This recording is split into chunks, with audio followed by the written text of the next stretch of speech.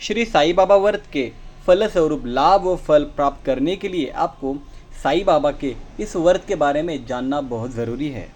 पुत्र की प्राप्ति, कार्य सिद्धि, वर प्राप्ति, वधु प्राप्ति, खोया धन मिले, जमीन जायदाद मिले, धन मिले, साई दर्शन, मन की शांति, शत्रु शांत होना, व्यापार में वृद्धि, बांझ को भी बच्चे की प्राप्ति हो, इच्छित वास्तु की प्राप्ति, पति का खोया प्रेम मिले, परीक्षा में सफलता, यात्रा का योग, रोग निवारण, कार्य सिद्धि, सर्व मनोकामना पूर्ति इत्यादि। इसलिए इस व्रत का महत्व बहुत ज़्यादा बढ़ जाता है। साईं बाबा का ये व्रत कोई भी कर सकता है, चाहे स्त्री, पुरुष और बच्चे जो भी हो। ये व्रत किसी भी जाति पाति के भेदभाव बिना कोई भी व्यक्ति कर सकता है। ये व्रत बहुत ही चमत्कारी है। 1, 9, 11 अथवा 21 गुरुवार करने से निश्चित ही इच्छुक फल प्राप्त होता है। इस व्रत को श्री साईं बाबा जी का नाम लेकर किसी भी गुरुवार से आरंभ कर सकते हैं। जिस कार्य के लिए व्रत किया गया हो उसके लिए श्री साईं बाबा जी से सच्चे हृदय से प्रार्थना करनी चाहिए।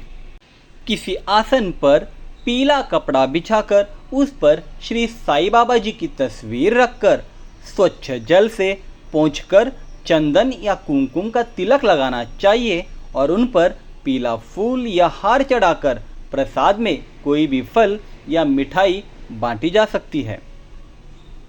ये व्रत फलाहार लेकर किया जा सकता है, जैसे दूध, चाय, फल, मिठाई आदि लेकर, अथवा एक समय भोजन करके किया जा सकता है। बिल्कुल भूखे रहकर उपवास नहीं करना चाहिए। प्रत्येक गुरुवार हो सके तो साईं बाबा के मंदिर जाकर दर्शन करना चाहिए। साईं बाबा के मंदिर ना जा सके तो श्रद्धापूर्वक घर में ही साईं बाबा की पूजा की जा सकती है। यदि किसी कारणवश गुरुवार को कहीं जाना हो तो व्रत को नियमानुसार सुचारू रखना चाहिए। यदि किसी कारणवश किसी गुरुवार व्रत ना कर पाए तो उस गुरुवार को गिनती में ना लेते हुए, मन में किसी प्रकार की शंका ना रखते हुए अगले गुरुवार से व्रत जारी रखे। मन्नत मानते हुए गुरुवार पूरे कर व्रत का उद्यापन करें। एक बार मन्नत अनुसार व्रत पूरे करने के बाद फिर मन्नत कर सकते हैं और फिर व्रत कर सकते हैं। 90वें गुरुवार को व्रत का उद्यापन करना चाहिए। इसमें 5 गरीब को भोजन किया जाना चाहिए। भोजन अपनी यथाशक्ति देना या करवाना चाहिए।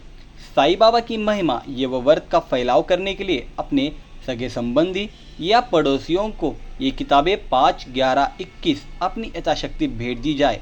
इस तरह व्रत का उद्यापन किया जाए। 90वें गुरुवार को जो किताबें भेंट देनी है उसका यथाशक्ति पूजा में रखिए और बाद में ही भेंट दी जाए, जिससे आपकी एवं अन्य व्यक्तियों को भी मनोकामना पूर्ण हो। उपरोक्त विधि से व्रत करने से एवं विधि पूर्वक उद्यापन करने से ही निश्चित आपकी मनोकामना पूर्ण होगी। आइए अभी आगे जानते हैं श्री साईं बाबा जी की व्रत कथा। कोकिला बहन और उनके पति महेश भाई शहर में रहते थे। दोनों को एक दूसरे के प्रति प्रेम भाव था, परंतु महेश भाई का स्वभाव झगड़ालू था। बोलने की तमीज ही ना थी। अड़ोस पड़ोस उनके स्वभाव से परेशान थे। लेकिन कोकिला बहन बहुत ही धार्मिक स्त्री थी। भगवान पर विश्वास रखती थी।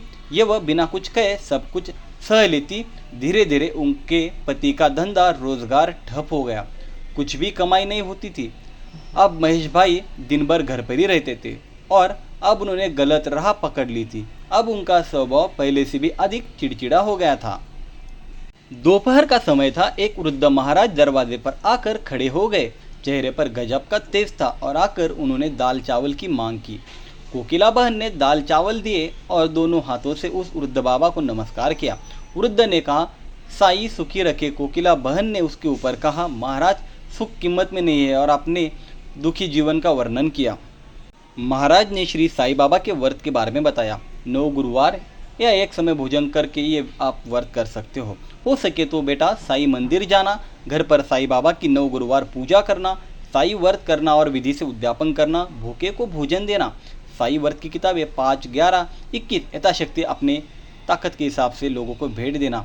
इस तरह साईं बाबा का व्रत तुम मनोभाव से पूरा करो।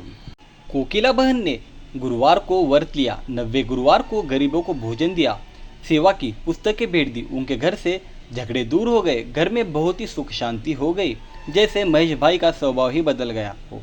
उनका धंधा रोजगार फिर से चालू हो गया। थोड़े समय में ही सुख समृद्धि बढ़ गई।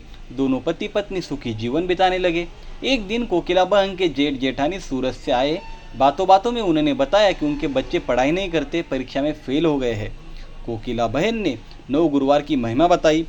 साईं बाबा की भक्ति से बच्चे अच्छी तरह अभ्यास कर पाएंगे, लेकिन इसके लिए साईं बाबा पर विश्वास रखना जरूरी है। साईं सबको सहायता करते हैं।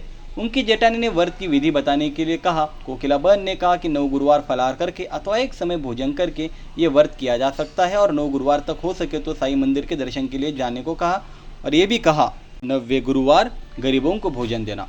सूरत से उनकी जेठानी का थोड़े दिनों में पत्र आया कि उनके बच्चे साईं व्रत करने लगे हैं और बहुत अच्छी तरह से पढ़ते हैं, और उन्होंने भी व्रत किया था और व्रत की किताबें जेठ के ऑफिस में दी थी।